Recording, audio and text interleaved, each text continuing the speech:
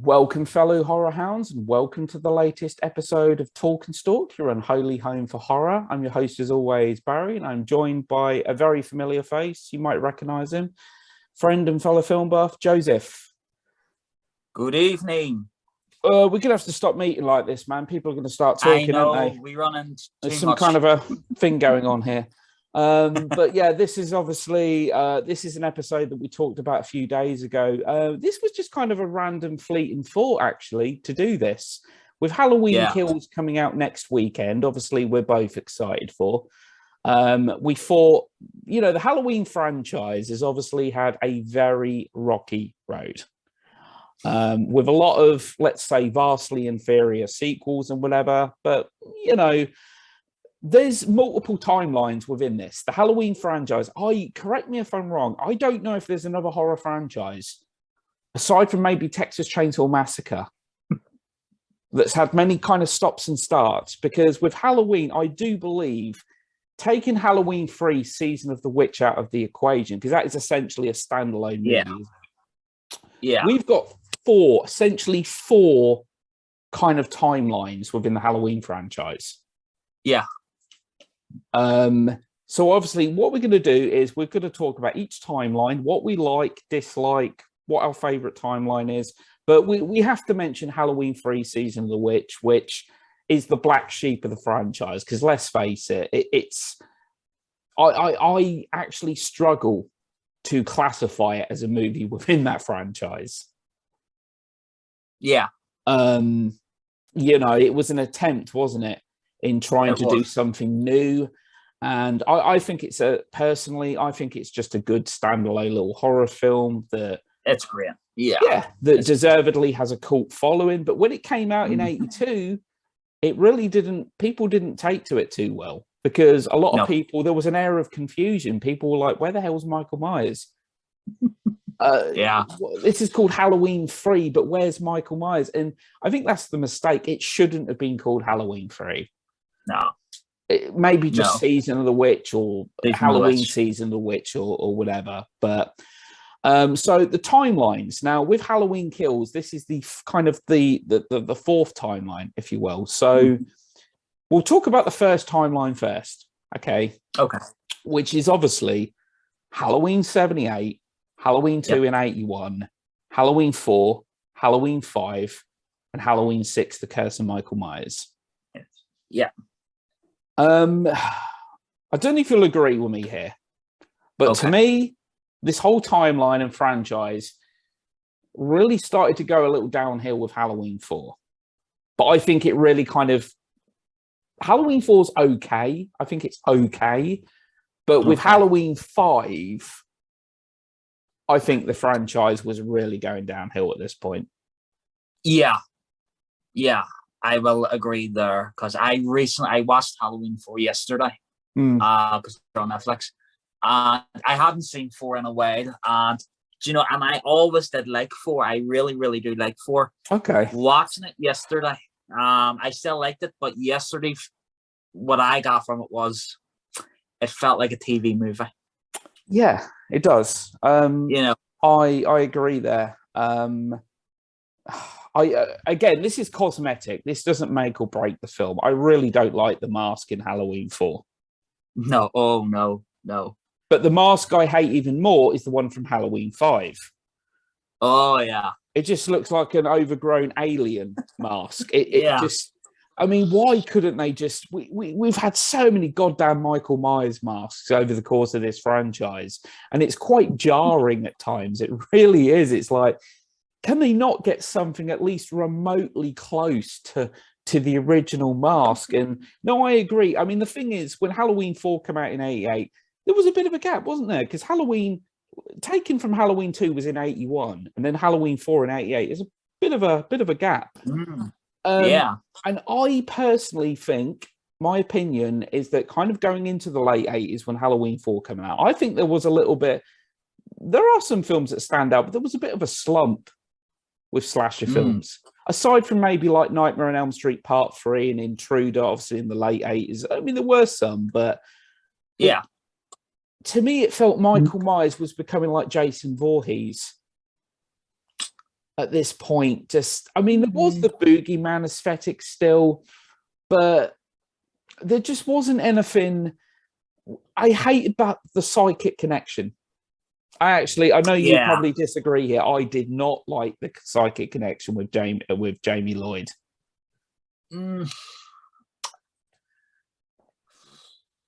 I know you like Danielle Harris, though. You like her as Jamie Lloyd, don't you? I do. I like the idea that because watching Halloween 4 yesterday and haven't seen the first, because I know the first two back to back, crazy. But when you think about it, you know, first when Jamie Lee said, "I'm not doing no more," that's it. And you got a franchise, and then it's like, so what do you do next? And then it's like, okay, well, you could do another relative, you could do his niece. And to me, that was a nice flow to keep it, you know, continuity wise. But when it comes to story, this is when you hit some tumbling blocks. Now, Halloween 4 is fine. It's a standard slasher movie, you know, nothing wrong with it. It's fine. Yeah, when you get to 5 and they try, and I know they try to be different and a little bit artsy fartsy, you know, that's great. It's great when you try to do something different. Yeah. But yeah, I do think it's clunky. And I'm sorry, but I just love Donald Pleasance shouting at kids in 5. I just love that. It just makes me laugh. This is the thing, right? This is the thing. Yeah, I actually, Halloween 5, I think the best thing in that film is the opening credits. The opening credits are good. The opening credits are cool. Really you get these quick cuts of like pumpkins, isn't it? Pumpkins being carved. It's a really cool. I really like the opening, and even Halloween 4. I kind of like the atmosphere of the opening. To that film. It's great. To me personally, there's going to be some people that disagree. I do apologize, Luke, if you're watching, because I know you love this. I hate the Thorn conspiracy storyline. To me, it's the worst thing to happen to that franchise, because to me, it completely takes away from the mystique of the original film. But I get it. It's like you said, they were trying to inject something new into this franchise. Just unfortunately, to me, it just didn't work. I hate it. What was scary about the original Halloween is nobody knows why Myers did what he did Halloween night. And then we get this whole convoluted backstory and getting on to Donald Pleasance, Dr. Sam Loomis. Excuse my language, but, may he rest in peace, but he gets more batshit crazy with each Halloween film. I'm not being funny. It actually gets to the point where I feel I'd be safer in a room with Michael Myers than I would Donald Pleasance.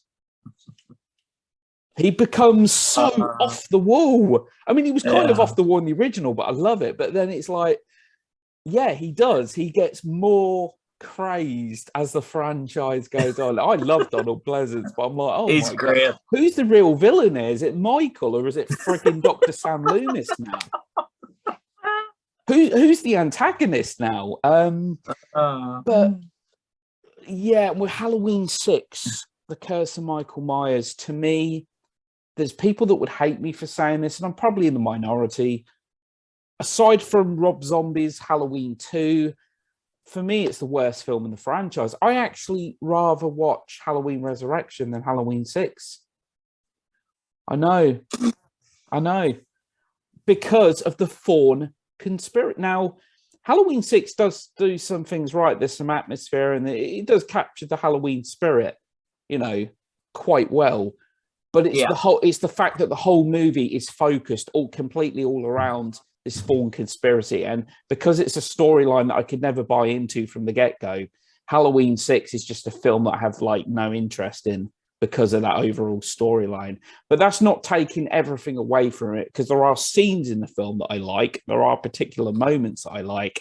But the movie as a whole, it's because of that Thorn conspiracy. I mean, which do you prefer, Halloween 5 or 6 of them two? Oh, okay. Well, for me, for this question, okay. It's interesting because obviously, there's two cuts of Halloween 6. And I've never actually seen the better version. I've never actually watched it. So, okay, I've seen the producer's cut. It is the better version. It's still not perfect, but you kind of get an idea of what what his original idea was. Yeah. Haven't seen, actors and actors from the film talk about it and stuff, and half of them were like, we didn't know there was reshoots and all this, boom. Basically, the best example to describe Halloween 6 is, John Beekler, the effects guy. Yeah. There's a documentary. It's on YouTube. If anybody wants to see it. Basically, he was talking about the film. He was brought in to do the mask because Mustafa hated the mask from part 5. Okay, yeah. He hated it, and I think he's not alone. Yeah. So John was brought in to kind of bring it back more around till the mask that we know. And basically, because Halloween 6 was Dimension. Yeah. Dimension film, yeah. And he remembers going to see Harvey Weinstein. Yes. Yeah. The less said about him, the better. But exactly. And he went with Paul Freeman, who was the producer of the film, and they were sitting having a meeting. And John was like, listen, we want to go batshit crazy, with the fact, and Harvey said, yes, that's what I want, boom. Everybody was happy. But John says on the elevator ride down with Paul Freeman, he turned to him and said, we're not doing any of that shit. Yeah. So that kind of gives you the idea for Halloween 6. There was too many cooks. There was one version and there was another version. It's a mess. It is a bit of a mess. It is a mess. Exactly. So that's still a hard question to answer, because what I like about 5 was it's a nice flow from 4. It's a year later. Yeah. I know. He's like, he's got a different mask. Yeah. Like, he goes down there, he falls down the mine shaft, and yet he comes out with a different mask again. It must have been when they threw the dynamite just went whoop. And I will say this as well. There was something I was going to say regarding. I've lost my train of thought now. There was a moment in Halloween 5. Yes, a moment in Halloween 5 that I hate the movie for, and that is seeing Michael Myers cry. Oh yeah. What? Seriously? He's supposed to be the goddamn boogeyman, evil on 2 legs, and then you see him shed a tear. Oh, come on. I just... Why?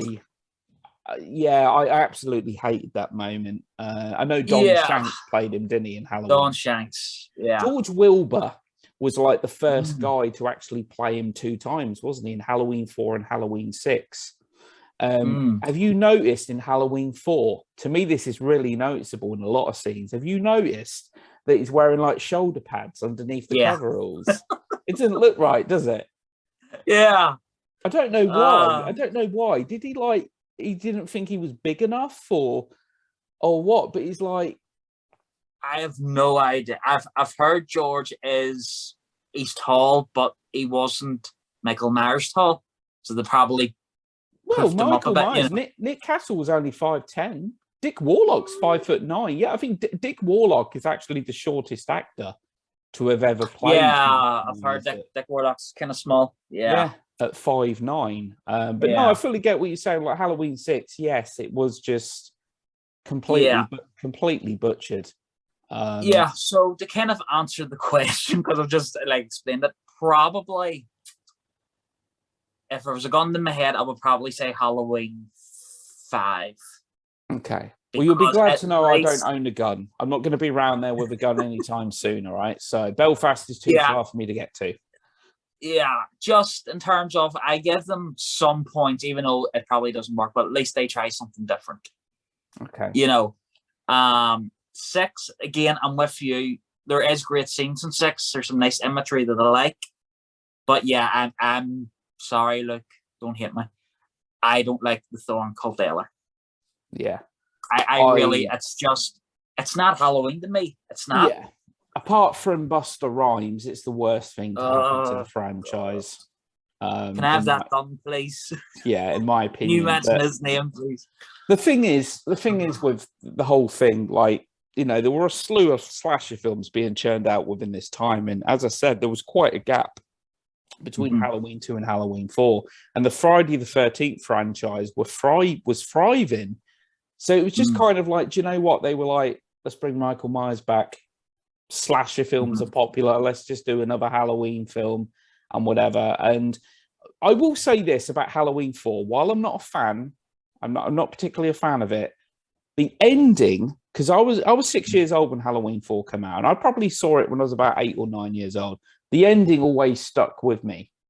Yeah. Of Jamie Lloyd killing her. Who is it she kills? Is it her mother? Her stepmom. Her stepmom. And that shot of her, you know, obviously wearing the outfit that Myers wore in that. But then Halloween 5 just moves away from that. And then it's kind of like, because you think to yourself, hang on, is she going to be the new killer in this Halloween franchise? Is this what it's kind of like etching towards? But so to be quite honest, I'm not sure if you, of the 4 timelines, the next one we're going to come to is going to be H20. Okay. This, and aside from the Rob Zombie timeline, this is my least favorite timeline. Simply because of the injection of the Fawn storyline. Yeah. Now, I think every timeline has its pitfalls. I think every single timeline we're going to talk about has got its flaws. I just want to throw it in because obviously you said we're going to do the H2O timeline now. You do know that, I forget the guy's name, he's the guy that wrote H2O, but when he went in to talk to Bob Weinstein about doing H2O, originally that was going to be directed VHS and stuff. Yeah. Originally, and Jimmy Lee wasn't involved. But when that changed and was going to be theatrical, and Jimmy Lee said, I'll come back and play Laurie and stuff.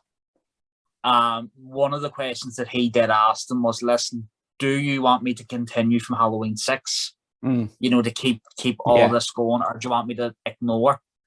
And they did say, you know, we would like you to ignore and just pick up from Halloween 2. But I did read this, and I'm sure you probably do know this anyway. He did write in one of his first drafts, there was a scene when Laurie was in class in the school. Yeah. And I think is it Michelle Williams was the girl in Halloween H2O, the blonde girl? Yeah, Josh Hartnett's girlfriend. Josh Hart, yeah. But she had written a school report on Michael Myers. Yeah, I did read this. Yeah, do you remember? Yeah, and Laurie was, you know, and Jimmy had existed. But what happened was they took that idea of Laurie being killed in the car accident. Obviously, you know, she faked it. But she had Jamie, and she sent Jamie off. So obviously he wouldn't find her, but obviously he did and stuff. And, you know, Michelle Williams, she was saying all this. And when she had finished, Laurie was just kind of like, that was good. And she runs and she throws off. Yeah. You know, in the bathroom, you know. And I'm glad they didn't keep that, because obviously then it's a nice little package, you know. But I love reading stuff like that, you know, that there was a version of that, you know. Yeah. But yeah. I mean, no, I would agree. It's probably my least favorite, because the Thorn cult thing just doesn't do it for me. Yeah, I mean, it's the longest timeline, isn't it? Of all the timelines we've had, it is the one with most installments. Yeah, I mean, like the guy in the Man in Black, you know, in Halloween 5, it's interesting. Okay, you know, you don't find out until who it is until Halloween 6, but the opening of Halloween 6 with the cult and Jamie giving birth, and it's so not Halloween. It's an entirely different film. I mean, we have to mention that Paul Rudd is in Halloween 6. Good old Paul. Yeah, Paul Rudd. I think Paul. I remember reading somewhere that Paul Rudd couldn't even remember what horror film he was in. I couldn't remember if it was even a Halloween or a Friday the 13th or anything, because they probably just blurred into one for him. I don't know. But yeah, I'm pretty certain I read that somewhere. So now the second timeline, let's face it, we got Halloween H20 because of Scream. Yeah. Essentially. Scream was a big success. The slasher genre was pretty much dead at that point. Scream very successfully revived the slasher genre. And I think Jamie Lee Curtis actually approached John Carpenter, like, let's bring Halloween back. Yeah. Slasher movies are back. Scream's a big success. And obviously John Carpenter didn't want to direct another Halloween film or anything. Oh, sorry. I just have to tell you this. I went, you'll hate me for this. It was 2018. It was just before Halloween 2018 came out. A local film, like little company thing here called Banterflex. It's in Belfast. They had a 35mm print of Halloween H2O, and I got to see it. It was great. Wow. But before it, there was a competition for this Michael Myers print that a local artist had done. Yeah. And the question for the audience was, and there was a guy in the front row and he beat me to it, which was, when Jamie asked John Carpenter to come back and direct H2O, John quoted a sum that he wanted to be paid for it. What was the sum? Do you know it? No. He wanted 15 million. Yeah, that ain't going to happen. They wouldn't have invested that amount of money. I mean, he didn't even want to do Halloween 2. He didn't even want to write the film initially. He didn't want anything to do with it, did he? As far as he was concerned, the story was over. That's it, one film. But again, it was money was the incentive, and he sat around, I think, drinking beer when he wrote Halloween. I mean, the thing is with this timeline, Halloween H20, I enjoy. I enjoy it. Yeah, it's a really good movie. I have some kind of. It doesn't really feel. This is the weird thing. It doesn't really feel Halloween-esque to me. So, in other words, it doesn't really have that Halloween feel to me quite, but it does capture some of the essence of the original. So, in Halloween H20, Myers does spend a good majority of the film stalking. He's there 1 minute, and I do quite like it for that.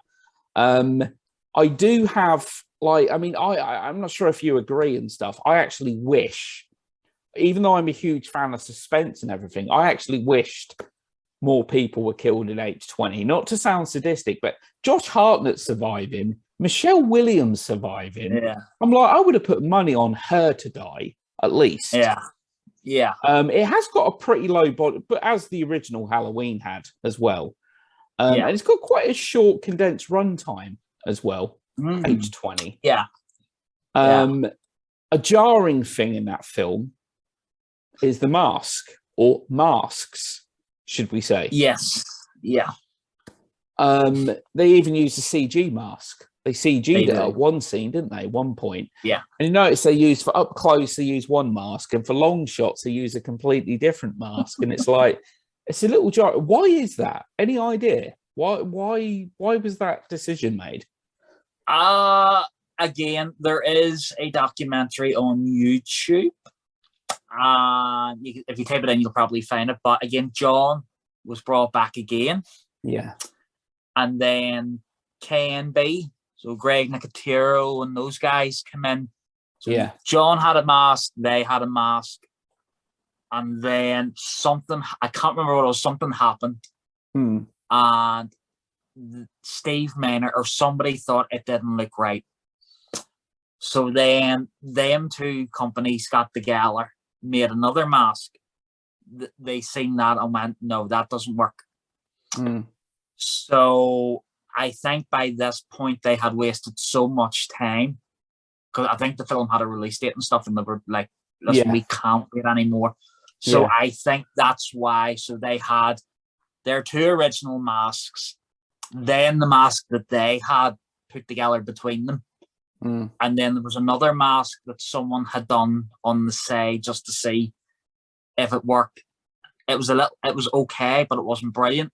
Yeah. So I think that's why you just get a combination of all these masks in the film. Well, the up close mask, I don't hate. I know some people do. Some people really hate that mask. I don't actually hate it's not really that good, but I still think it's better than 4 and 5. Oh god, yeah. I still prefer it's possible. Yeah. And I thought Chris Durand did a perfectly good job. Actually, Chris was good. Yeah, I thought Chris made a perfectly good Myers, and it was good to, for nostalgic purposes and that, having Jamie Lee back, and I think, and we've talked about this before actually, just not on the channel, is that I actually prefer her arc in this film. The fact that she's now paranoid. She's obviously turned to a life of alcoholism. She's relocated.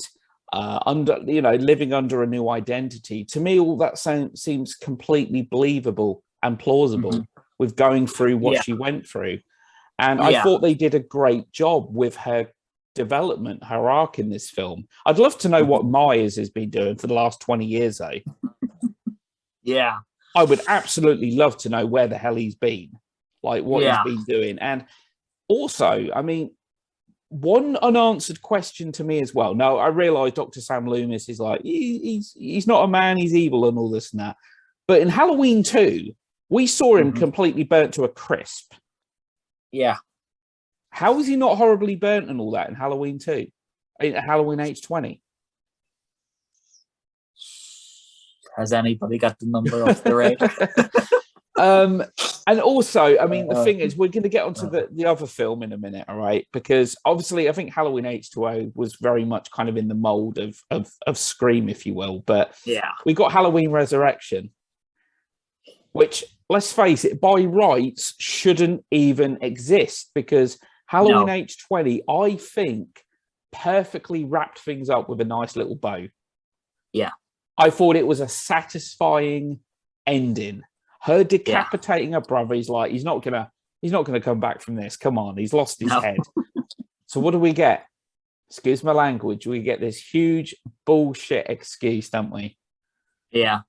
It wasn't Myers, it was the paramedic, but the paramedic couldn't say anything because he had his larynx crushed. So, I mean, I don't know about you, man, but I don't know many paramedics that can go flying out of a windscreen, sit right back up again, just like Myers as well, it must be. Yeah. Get crushed against a tree, and they're still alive. But it was, correct me if I'm wrong as well. Halloween Resurrection was originally going to be called Halloween Homecoming. It was. Its original title. So Halloween Resurrection.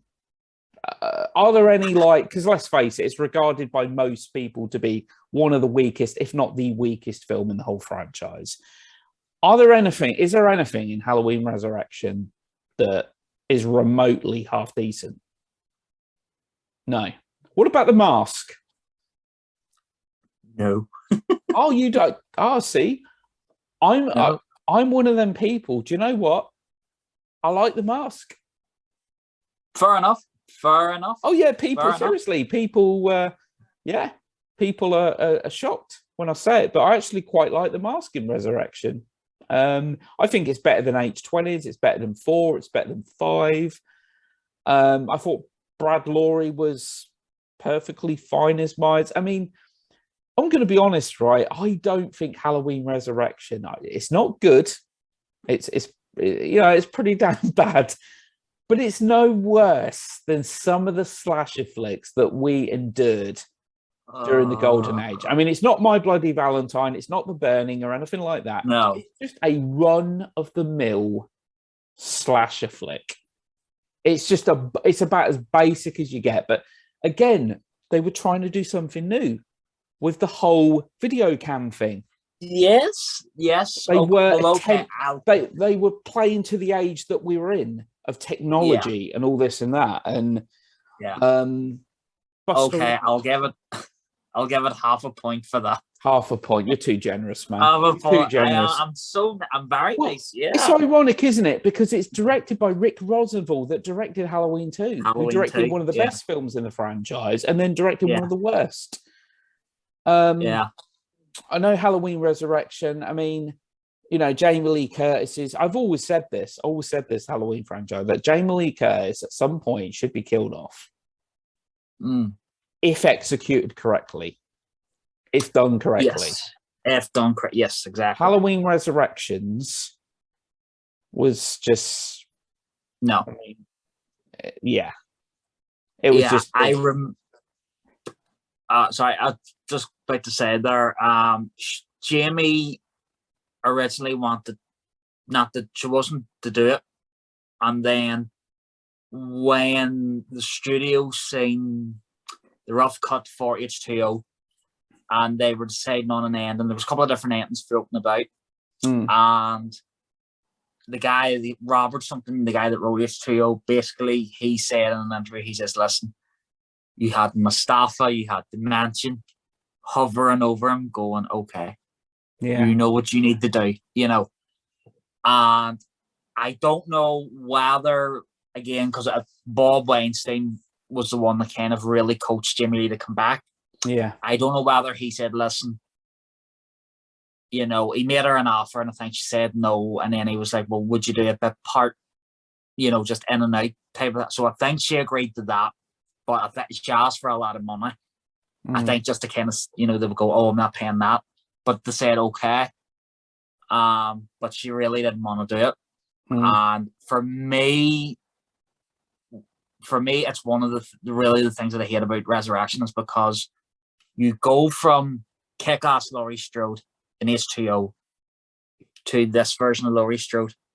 Well, come on, she killed a paramedic. It's crippled her. It's destroyed her life, man. It killed a paramedic. Not just a normal paramedic, but this is a guy that had already gone through crap. He had his larynx crushed. He can't get a deal, can he? You know, he gets his larynx crushed by Myers, and then he gets his head chopped off. Crushed against a tree. I mean, she feels bad. You know, she's been suffering, bless her. Well, oh God. All right, but you know, she'd be like, well, I made a mistake, you know what? Yeah. Bastard's still like there, you know, I'll go and get him, you know, but she's just like, oh, and running around like her little slippers and stuff, and it's just like, what? And then what is the deal? I'm sorry, what is the deal with the guy with like the clown mask? Oh, the obsession with serial killers. Yeah. He's wearing like a clown mask that is very much kind of a nod to John Wayne Gacy. Yeah, obviously one of America's most notorious. But yeah. I mean, you got Busta Rhymes in the film. I mean, the one scene in particular that really like irritates me, and it's one of the worst scenes in the entire franchise, in my opinion, is where Myers is in there. He's dressed as Myers, and he's telling him to go away. Yeah. It's at that point Myers should kill Busta Rhymes, but no. Do you know what he does? Busta Rhymes tells him off like a bad little doggy, bad boy, go away, and Myers just turns around and walks away. It's so out of character. There's no way Myers would let him live. There's no way. No. Then people just love my reaction to this, because during the climax and Busta Rhymes comes in, and he says that now infamous line, trick or treat, motherfucker. Yeah. And it's like, hit me with a train at 120 miles an hour. They couldn't even kill Busta Rhymes off. They didn't even kill off LL Cool J in Halloween 820. LL Cool was cool. He was. He still should have died. Well, I still think he should. I still think he should have. Like I said, I enjoy Halloween H20. I thought it was the best Halloween film in a long time. It's a good movie. Which, you know, probably isn't saying much, but I actually did want more people to die. I did. I wanted Michelle Williams to die. I couldn't believe it when her son, Josh Hartnett, in his very first film, I believe, that was his first movie, very shortly followed by The Faculty, which was not long afterwards. I honestly thought that at least one of them two would die. And obviously what Halloween H20 did as well, we've got to say this, because obviously postmodern horror to the 90s was really born with Wes Craven's New Nightmare, but Scream Riley kind of pushed it. We were getting that in the Halloween franchise now. Yeah. I love the fact that Janet Leigh was in there. Yes. At the moment where she's going to drive the car away, and it's the car from Psycho. And for a few seconds, you actually hear the Bernard Herrmann score. You know, love it. You know, for the horror fans out there. And when she repeats the line that Sheriff Lee Brackett said in the original Halloween, where it's Halloween, I guess everyone's entitled to one good scare. I did like some of them little nods, I will admit. It was great. I did, yeah. When I seen that at that 35mm screening, a friend was with me, and I was like, and he was like, what? Yeah. I was like, you do not know the importance of this. You know, it's great. And of course, because in Scream, the original Scream, we obviously, at the party, they're watching Halloween. Yeah. There's a scene in Halloween H20 where Scream 2's on the TV. Yeah. It's, you know, also, you probably know this one.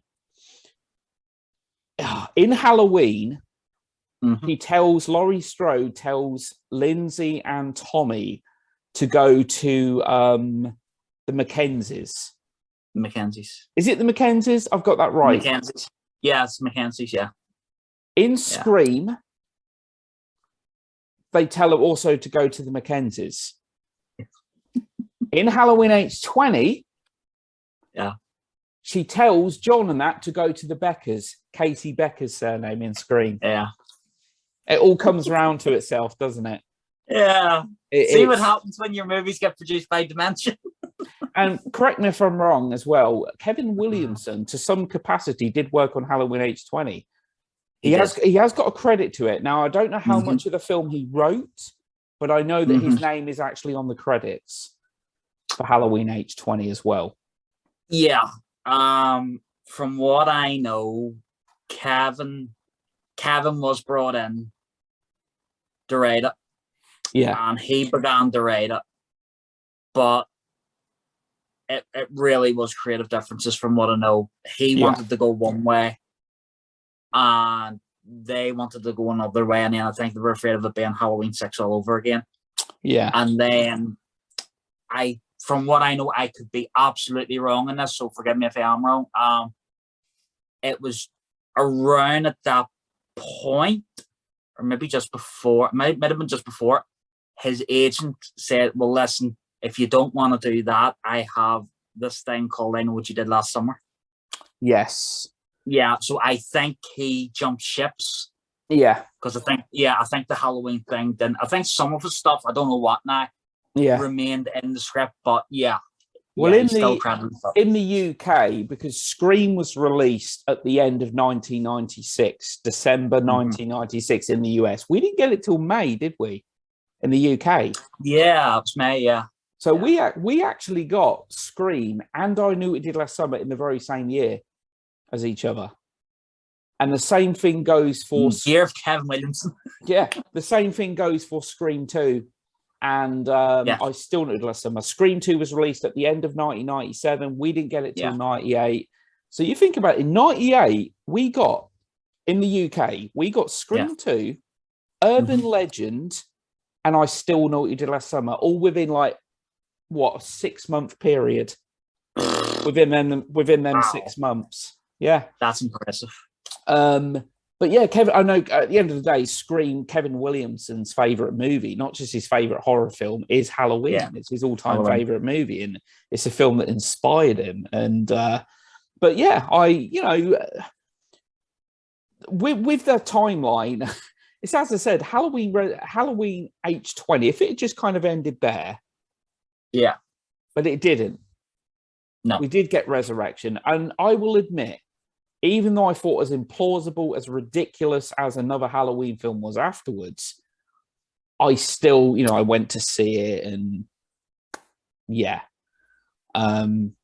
didn't particularly care for it, in all honesty. But I've just wondered why so many people hate the mask in that film, though. What is there anything that you can pinpoint about the mask? I don't know many people. I've not spoken to many people that like the mask in that movie, and I liked it. Now you're saying that to me, and I have probably seen Resurrection 3 times in my lifetime. Okay. Twice was under harassment, but from what I remember, it was more the eyelids. Okay. There was something about the eyelids that I just thought was so off. Well, there is something notable about Brad Laurie as Michael Myers in Halloween Resurrection. There is one thing that he has that none of the other actors playing Myers had. And that was, like, whoever's playing Batman, they have the black. Yeah. You could actually tell. There's a few close-up scenes of the film. Yeah. Of Myers. And he's got the black. Yeah. That's probably what it was then. Yeah. It was just something off about it. Yeah. Yeah. Something off. So no, I like the arc that was done with Laurie in H20. As a whole, obviously she wears like a bad wig, doesn't she, in Halloween 2? Because she'd had a haircut, hadn't she? Yeah.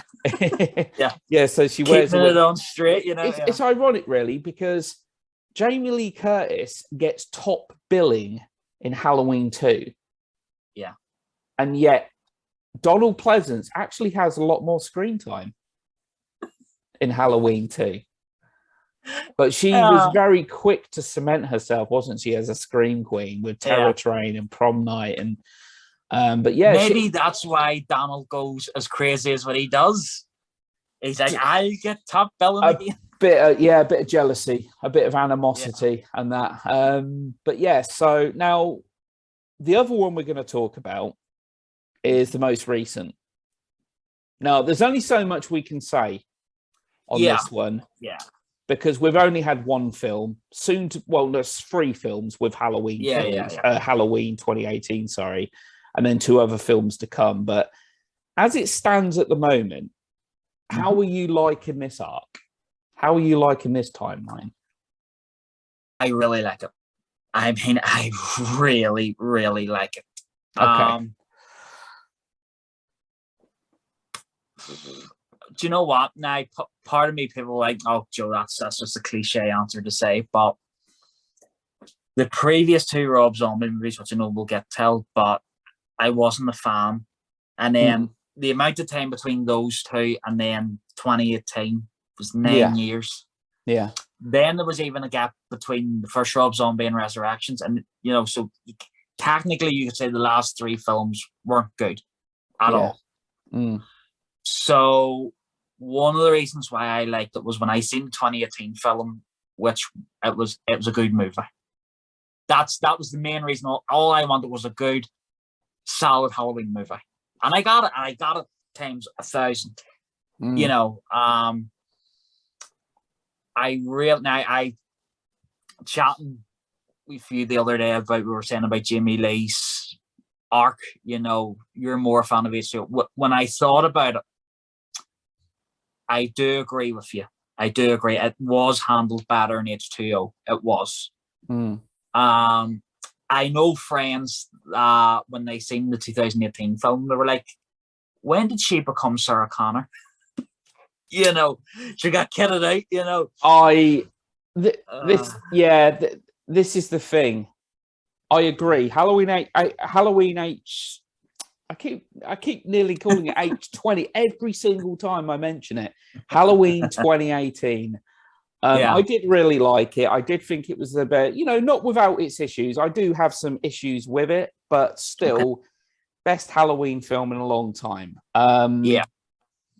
With Jamie Lee Curtis, after dissecting it more and really thinking about it, it seems really implausible to me, the fact that this woman has basically lived her last 40 years of her life preparing to kill him when he gets out. Yeah.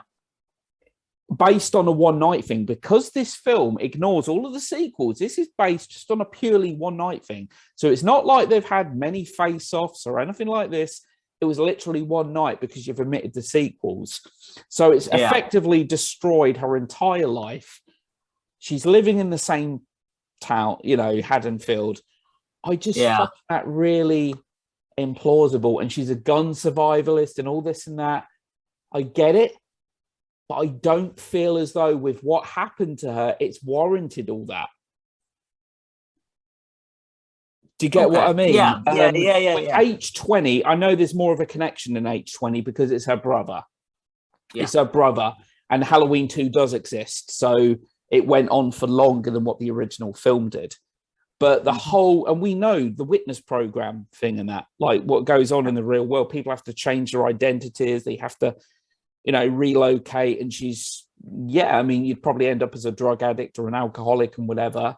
I just thought that art was a lot more believable and plausible. But I think the big thing I have with it's getting dark in your room, isn't it? It is. I'm going to turn the light on. I was going to say, man, you need night vision goggles in, mate. Yeah, there you go. That's better. Seeing you in all your glory, man. But the issue I have, not the issue as such, but because you've actually ignored all of the sequels with Halloween 2018, that automatically makes Michael Myers far less notorious. Now, don't get me wrong. He's killed his sister on Halloween night, 1963. Yeah. Okay, it's a horrible crime. And he killed 5 people 15 years later. 5 people, yeah. Okay, all right. That's, he's taken six people's lives. But in today's day and age, he's not John Wayne Gacy. He's not Ted Bundy. He's not even Jeffrey Dahmer. He's a spree killer. Technically speaking, he's not even a serial killer. He's a spree killer because he literally killed one night and then 15 years later killed a few people on that night. So what I think you understand what I'm saying. It's No, I get you. They build him up at the beginning because they want to do. They're doing the podcast, aren't they? And they want to meet her and stuff. And they talk about how he's the boogeyman and he's this notorious killer. But I'm like, because you've ignored all the sequels, I don't think it's he warrants that status. Do you know what I mean? Now, obviously, with Halloween 2018, he does kill more people and stuff. But the fact is, they talk about it before he's escaped again. Yeah. So, he's not really this big, notorious household name killer because he only killed let's say only, it's 6 more people than I've killed. So, but you know what I mean? It's read into that what you will, folks. Yeah. Well, at least that I'm being honest about. Is he under this bed? Got a closet here. No, I'm only kidding. Oh, okay. Oh, damn. Yeah, probably going to get banned from YouTube now for making such jokes. So he's already like less notorious now. Somebody said to me a little while ago, like, he spent the original Halloween for so long stalking his victims, didn't he? He spends most of the film stalking. But then we get Halloween 2018 and there's still a stalking aesthetic, but all of a sudden he's killing more. And with Halloween Kills, from what we can understand here, this film's going to be like carnage galore. Yeah. So how come all of a sudden he's become more brutal? But then somebody come up with a whole thing of maybe it's like a caged animal. You keep an animal in a cage for so goddamn long, it's going to be really narked when it gets out. Exactly. I did see, I can't remember where I seen this. It was online. It wasn't in any of the Blu-rays or stuff, but I seen John Carpenter talk about something. And someone had mentioned something similar to him where he was like, well, obviously, it's continuing on from your film and stuff. And somebody said, but Michael's so much more brutal now. Yeah. And John said something, and here's me, well, okay, you could think of it this way as well, which was what is he in the original 21? 21, isn't well, he is 21, but according to the end credits, he's 23 years old. Do you know that? They made a mistake. And do you know what? They did the same thing in Halloween 2. Have you noticed that? Yes, I did notice that. Yeah. I mean, honestly, can they not? Is there nobody there that can actually count? Like, I mean, seriously, 6 plus 15, last time I checked, was 21. Yeah. But according to them, it's 23. But anyway. Who knows? But, and then John said, very similar to your answer, with being a case almost, John said, listen, he's been incarcerated now for 40 years. He's an older man. You know what I mean? He's grew older and he's aware of a lot more things than he was when he was 21 or 23, which way you want to go with. Yeah. And when John said, here's me, well, that's a good way to think about it. And then as John said, he hasn't been out for 40 years. So this has been building up in him. Yeah. And then I was chatting to another friend of mine a while ago, and they said kind of similar to the same thing.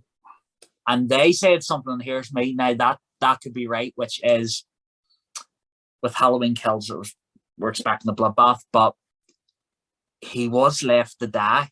Laurie defeated him in that moment. He lost. And you would be pissed. You would be pissed because if you really think about it, Michael really doesn't like losing in certain regards, and to back that up, if you really, I know you can't see his face, but that shot of when she tosses the, what's it called? It's not a lighter, it's a flare. Yeah. And there's that shot where he just stares at her. Yeah. You can just see the hatred. You can feel it. Of like, I hate you. I really genuinely hate you. Every time I see it, I just get that vibe of it. It's like, I'm going to get you. Yeah. No matter what it is, I am going to fucking get you for this. Quick question. Do you believe... Okay. All right, in this timeline, is Michael Myers more than a man? Oh, okay. Because, look, I mean, the thing is about this, right? You would say that he's more than just a man, unless it's a scary movie thing. Like, every time you look away, he runs and hides behind a frigging tree or whatever. Yeah. Even the original Halloween, you would have to think that, hang on a sec, he's not a normal guy, surely. How did he... All right, he always appears to be, like, the art of teleportation is 1 minute there, 1 minute, not the next. He obviously survives. He gets shot 6 times. He falls off, stabbed in the neck, stabbed in the eye. Now, the thing is, Dr. Sam Loomis says, doesn't he, that this is basically his evil incarnate, yeah? Yeah. But in Halloween 2018, for instance, he gets his fingers blown off with a shotgun. Yeah. And he's bandaged his hand. Yeah. If he was evil incarnate, would he actually do such a thing? That's an interesting question. I think we're going so deep with this. I love it. I think that I love going deep. That's what I said. Yeah, sorry. Yeah, I think if you're a true Halloween fan like us, okay, we know he's more than a man. Yeah. But I think that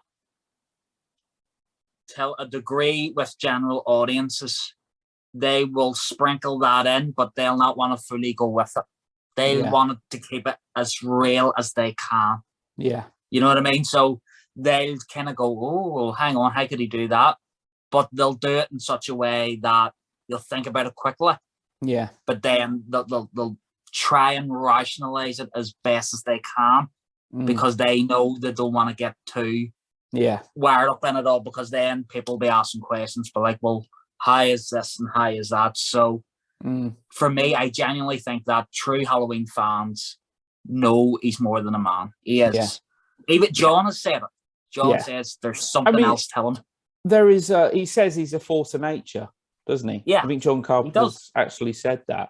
There's actually one shot, there's actually one scene in the original Halloween that has to have him as more than a man. There is one scene, because quite often, you'll see, and Myers is stood there and, Laurie will be looking at him. She looks away, he's gone. But there was actually one moment in the film, and I'm sure you know what scene, She look at him, he's there. She doesn't take her eyes off him, and then he's gone.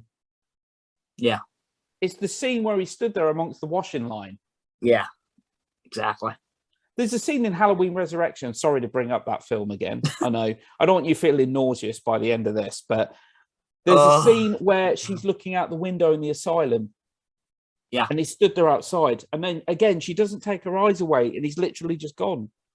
Yeah. You could even say the same for when she's in the classroom. Yeah, he got away with a car. The car was clearly... I mean, a car makes noise. There's no way you're going to freaking silently drive a car away. And also, you could say as well, it comes down to, and I like the fact that the movie addresses this actually, because a lot of people see this as a plot flaw, but it's not necessarily a plot flaw actually, because the movie does address it. And that is, how the hell does somebody that's been inside for 15 years, 6-year-old, how did he learn to drive a car? Yeah. Yeah. And Dr. Sam Loomis actually says maybe somebody around here has been giving him lessons. Yeah. So the movie does heavily imply that Dr. Sam Loomis is right, that he is not a normal human being. Exactly. What do you think of that? Like, as in, does that add to the character for you, or does it take away from the character? Would you like the fact that he was more merely... Would you like the fact, knowing that Michael Myers could actually die? Oh, okay. You're gonna get sued. That's a copyright thing there. You realise? I know. YouTube, advertising Coca-Cola on here, man. No, for me, it adds. It really adds, because to me, they only want you to see so much. Yeah. And then the rest is implication, which I love. And John loves that, as you know, in so many of his films. Yeah. So, you know,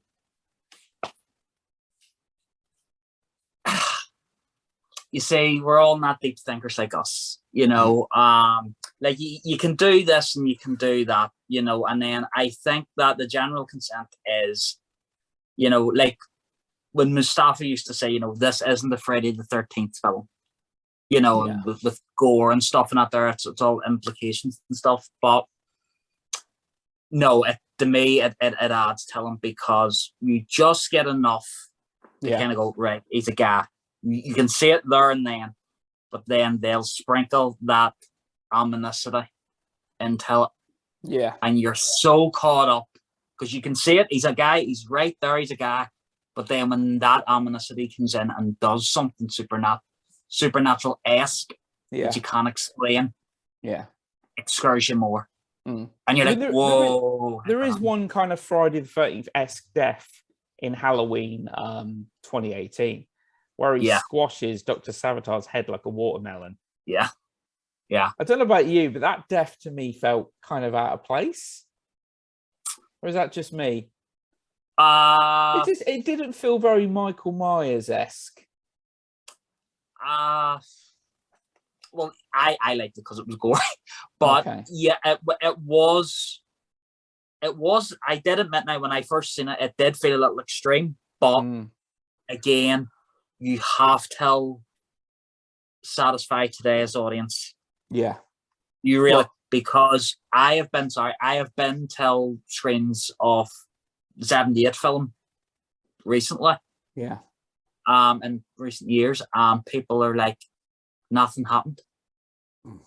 I was bored. And it just shows you, you know, it's the same thing when Tommy Lee Wallace, I'm quoting Tommy Lee, he said this, and it was so spot on, which was, it's actually featured in that documentary when they make Halloween 2. Like, Irwin Yablans was kind of like, oh, I didn't like the script, it was pedestrian, and Tommy Lee Wallace comes on and he says, well, do you know what? John's thinking of when he sat down to write Halloween 2 was, think of it like this. Since John made Halloween, Friday the 13th, there was the Prowler, there was the Burn It, there was all these imitators, and they were gory. Yeah. So that audience from 78 till 81 had changed from what they liked, Yeah. So, John was like, well, listen, I can't really write kind of what I made a few years earlier because this audience has changed. They're not going to like this, So I think in regards to Dr. Sartain's death, that's why it was to appeal to today's audience. They needed that. Whoa. And again, I think it adds to that supernatural thing because people's like, how the hell could he do that with one stamp? Yeah, I don't like Jesus. that. I don't like that death. I don't like the subplot involving Dr. Savitar. I will kind of becoming in a bit of a twist, like becoming a villain, and I didn't like that. No, I wasn't a fan. You're right. Halloween 2 was basically it was following the wave, even though it manages to capture kind of some of the aesthetics and the essence of the original Halloween. Absolutely, it certainly followed in the waves of all the slasher films that were coming out before it. Now, like you said, My Bloody Valentine, The Burning, the list goes on, doesn't it? Happy Birthday. Oh, it does. This 81, we've talked about it before. 81 is undeniably the greatest year in the history of slasher movies. Yeah. There were so many slasher, so many good slasher films out that year as well. Very slasher movies. Yeah. So what Halloween 2 did was, up the body count and put some gore. Because the original Halloween's practically bloodless. Yeah. There's 2 scenes of blood in the entire movie? Correct me if I'm wrong. It's 2 moments of blood. You've got Judith's death. Yeah. You do see some blood briefly. And also when Laurie Strode gets sliced down the arm. On the arm, yeah. That's it. That's it, isn't it? I think. That's it. No, hang on. That's it. No, hang on. One tiny bit more. Yeah, no, I think correct me if I'm wrong. When the body pans over, the camera pans over to the mechanic that he's killed. The guy whose coveralls he took. Yeah, I don't remember seeing blood. I could be wrong. I think there's blood. Yeah, just a little bit. Yeah, because the camera only goes as far as kind of his top half, and you just see a little bit of blood. That's it, literally 2 seconds. Oh shit! Yeah, I'm sure. But that's it. I'm replaying it in my head. Yeah. But with Halloween 2 and stuff, they threw in, obviously, I mean, one character, the nurse, is actually bled to death, isn't she? There's a whole pool of frigging blood. You wouldn't have had that in the original Halloween. No. So let's quickly talk about, because with this timeline, obviously, we're getting a lot of nostalgia with this timeline. We're having Lindsay back, Tommy back, Sheriff Lee Brackett, to what capacity, we don't quite know yet, but Lonnie, even the bully. Yeah. Even the bully's in this. Nurse Marion Stevens. Now, come on. I think me and you know we've deduced that she's going to die in this. So she can't get a break because she was killed in Halloween H20 as well. Weren't she? What an easy paycheck for Nancy Stevens. Got the old throat cut. So, I think us Halloween fans are kind of like excited / intrigued to see some of these old characters return. I mean, to what part they're going to play in this film, we don't know. To what, like, if it's going to be little more than... Because I firmly believe that, I think characters like Tommy and Lindsay, I think one of them two may very well die in this film. I'm not quite sure which one. I don't feel like it's going to be Tommy. I think Tommy's going to go till the 3rd film. But saying that, I don't know if this can be construed as a spoiler, but if you've seen the Michael Myers Halloween Kills Nika figure coming out, he comes with a baseball bat. Yeah. And we've seen Tommy with a baseball bat. That doesn't mean he kills him to get it. Maybe he just takes it off him. But they ruined Halloween 2018 with the carved jack-o'-lantern head. Yeah. Before the film came out. So I went into that film expecting, and well, let's talk about the last timeline. We're not going to go into this one too much because I don't think me and you are like big fans of it. No. We've got the Rob Zombie 2007 remake and Halloween 2, the 2009 follow-up.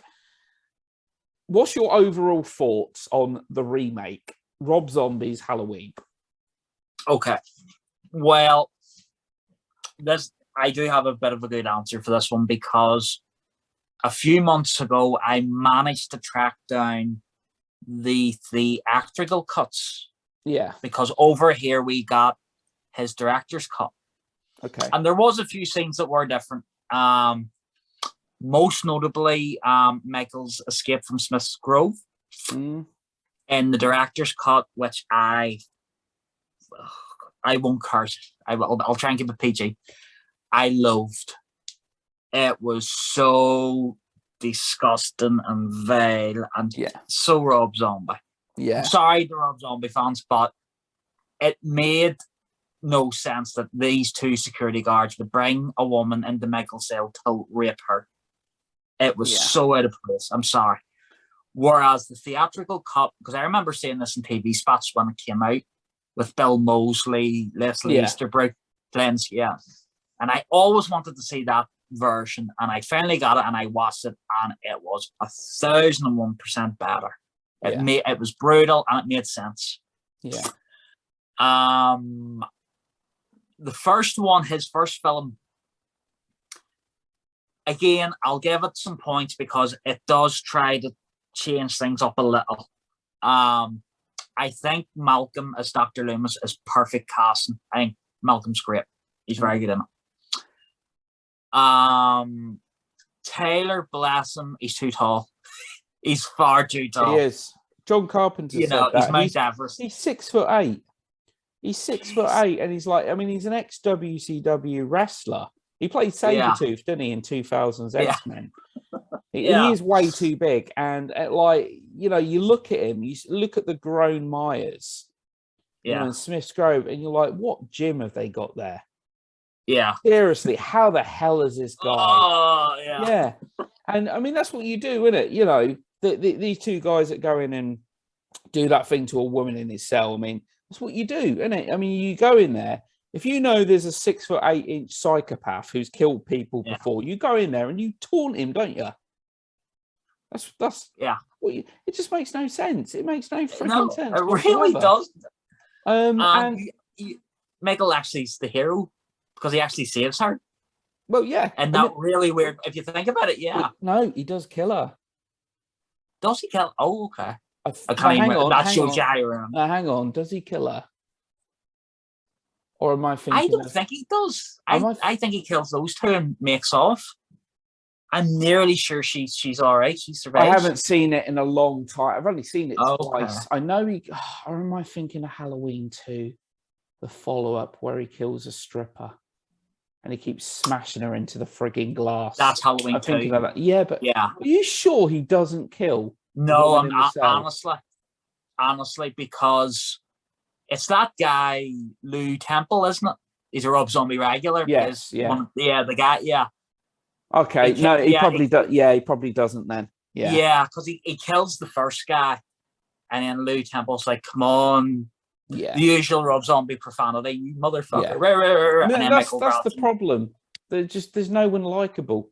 Even Laurie, she's just annoying, and there's nothing likable. The original Laurie had a vulnerability, and just like the girl next door. I get it, this Laurie is the girl next door and everything, but there's just no one remotely likable because everyone's foul-mouthed, everyone's sleazy, it's just trashy, and Rob Zombie has his fans. There is a fan base. I apologize to anyone out there who does like it. I don't hate the film. I don't hate it.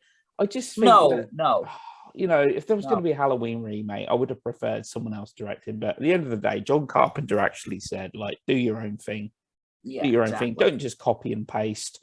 The second half of the movie is quite similar. It's very similar to the original Halloween, just without the suspense, really. It doesn't really, the film doesn't really generate any suspense, does it? No. But the first half was, you could say, bold, daring, giving us an origin story, but which I would have been a little bit more accepting for if it wasn't so goddamn Rob Zombie-esque. Yeah. And sleazy. And I mean, his stepdad. Bill Forsyth, it's just, I feel like I need a shower after watching that film, because it's just, and then Halloween 2, the follow-up, a couple of years later, is again to me a strong contender for worst film in the franchise. Again, I would rather turn to Resurrection than watch that.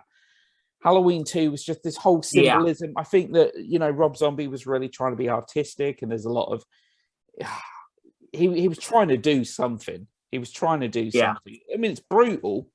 It's freaking brutal. Oh, it's brutal for the gorehounds and all that. But I didn't. And correct me if I'm wrong. Doesn't Michael Myers actually speak at one point in the film? I'm not sure if it's a delete. Doesn't he scream like near the end or something? It was an alternative ending. Or spoilers. Because in the theatrical cut he kills Loomis. Yeah. But in the alternative cut, they kind of like scuffle with one another and they fall through the side of the shed, and he grabs him, and I forget what Loomis says, but he, like, Michael takes his mask off, caveman look, and he goes, die, and stabs him. And I seen that is horrible. And my toes curled. It was like, you do not have him talk. I'm sorry. No. That is like, no. I'm so glad. Like, no. So that was just an alternate. That didn't actually. That was an alternative cut. Yeah. I think they tested it. That's worse than the crying. That's probably as bad, if not worse, than shedding the tear. They tested it, and the cue cards come back, and they were like, "I'll kill you if you put this in the movie." So they were like, "Oh shit, we got to reshoot."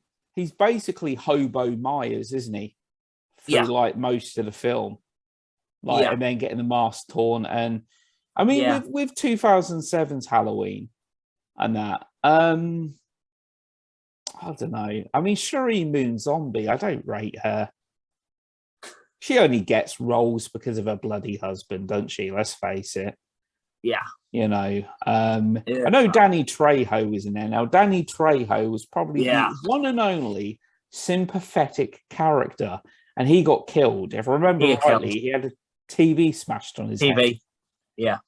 And it's like, I was always good to you, Mikey, and all that. And again, another scene that makes no frigging sense whatsoever, right? So you've got young Michael Myers in there that brutally murdered. That's one change as well, isn't it? Let's face it. The age, he's 10 years old in the remake, 6 years old in the original. But he doesn't just kill his sister on Halloween night in this film. Yeah. He kills his stepdad, he kills his sister's boyfriend, and the sister. So already they've kind of upped the ante right in the opening. Yeah.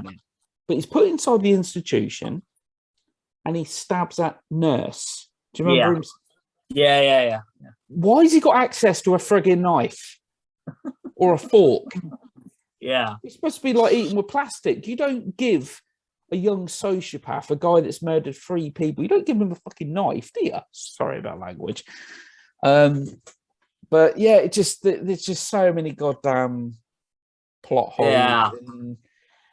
It's the horror thing, you know, you have to give them the real stuff. Yeah. I mean, I know some people that prefer the remake. I do know some people out there that do prefer because it's like you said, some people do find the original movie quite boring. It's very leisurely paced.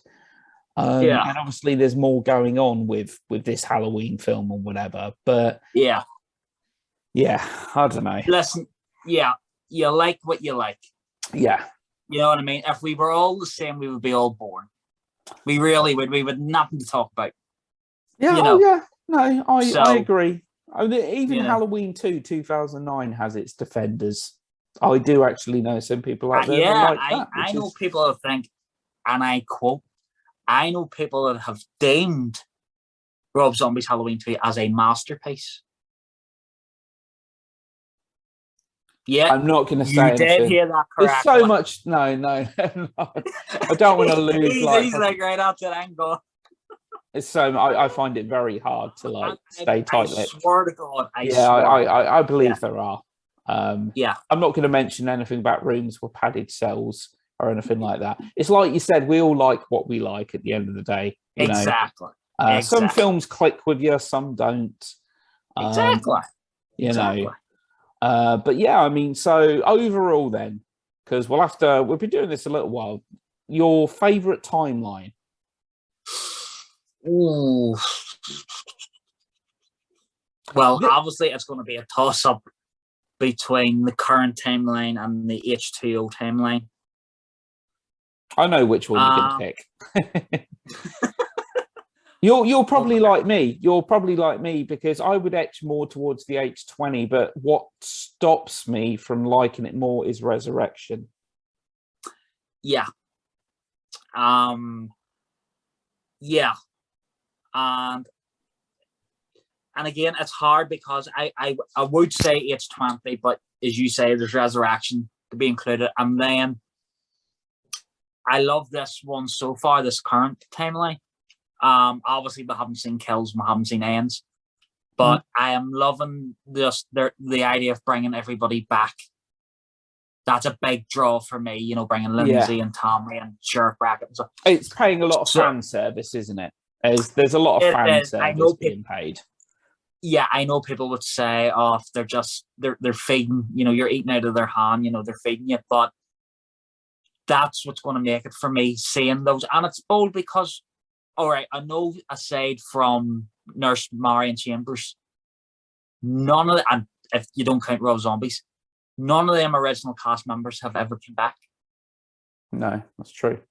So that really is a big, big draw for me personally. So with that in mind, and as much as I love H2O, I'm going to say the current timeline.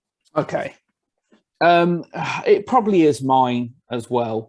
As I said, if Resurrection didn't exist, I do prefer what they did with Laurie at age 20. Yeah. I do. Yeah. I prefer her iteration is more realistic. It's more realistic. It's more plausible.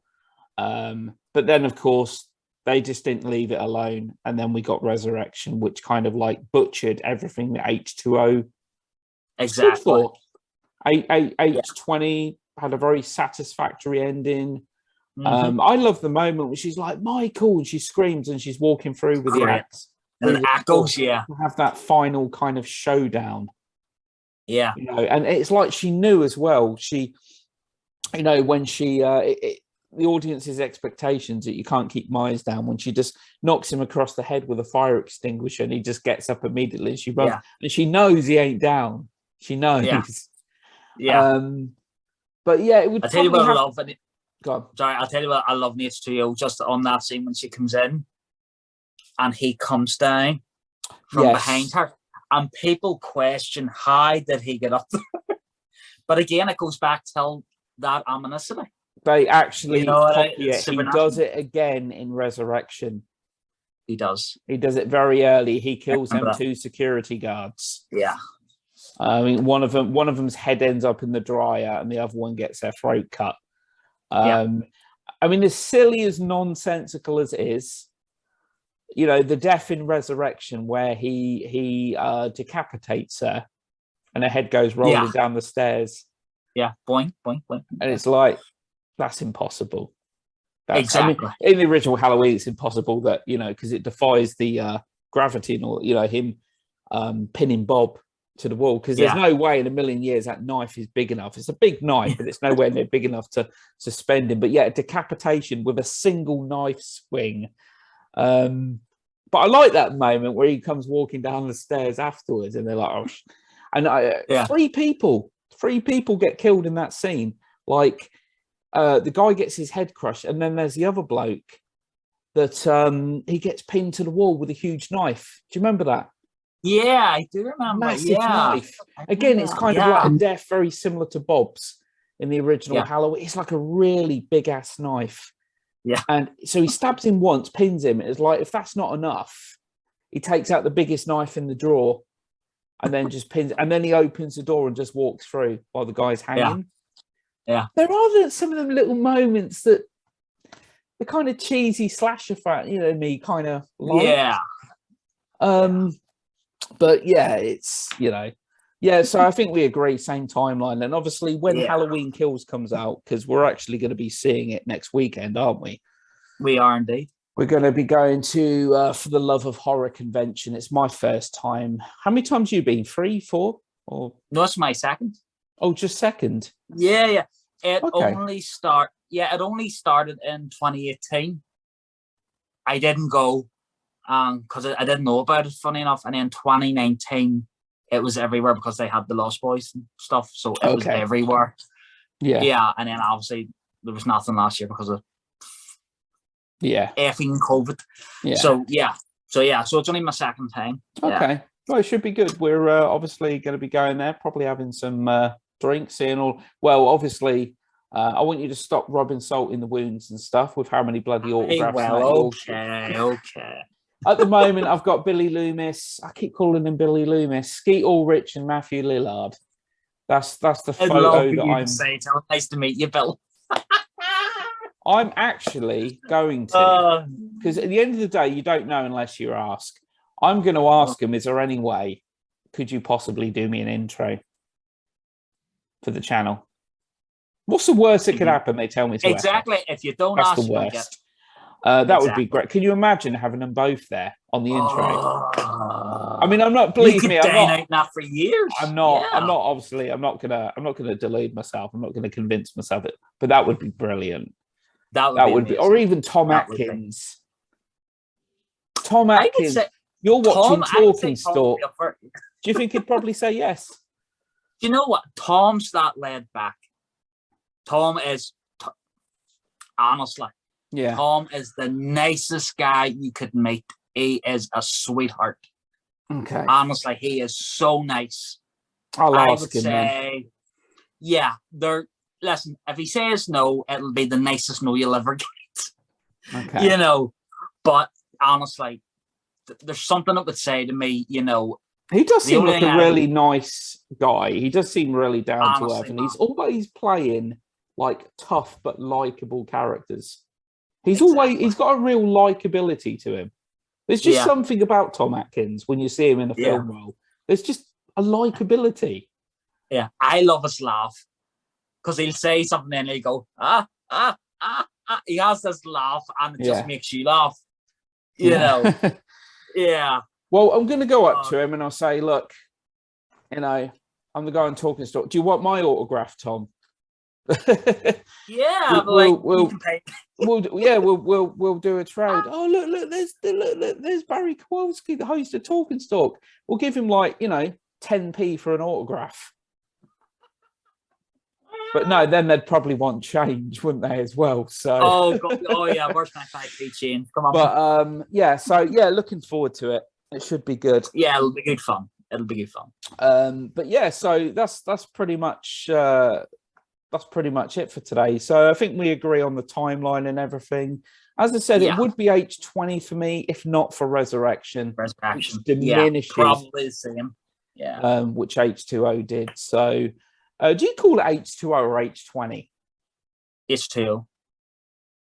It's technically H20 though, isn't it? It's technically, yeah. But everyone calls it H2O. Nearly everyone calls it H2O because it's written like the chemical. It's what you call it. Yeah. So that's it. So thanks a lot to everyone that listened, and I will be back again soon to haunt you and torment you. And if you've liked what you've seen, please feel free to like, subscribe. Any support's massively appreciated. So take care for now, and we'll be back again soon.